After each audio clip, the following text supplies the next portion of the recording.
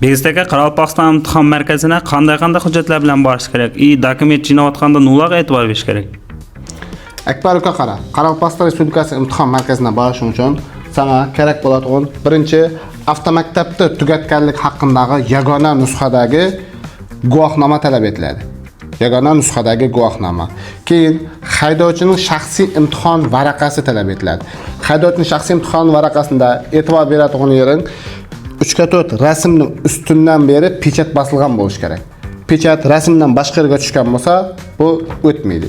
Keyin sana 083 ya'ni tibbiy ma'lumotnoma kerak bo'ladi. Bunda da pechat rasmning ustidan beri tushgan bo'lishi kerak bo'ladi.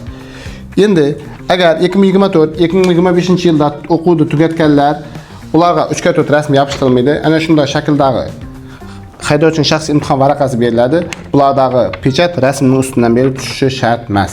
Ana shu hujjatlarga e'tibor berib, hujjat yig'gan vaqtda shularga e'tibor bersang, imtihon markazidan borgan vaqtingda hujjatlaringdan kamchilik chiqib qaytib kelmaysan. Meni shunday videolarni o'tkazib yubormaslik uchun nima ishim kerak men? Albatta bizning Instagram sahifamizga obuna bo'lishing kerak.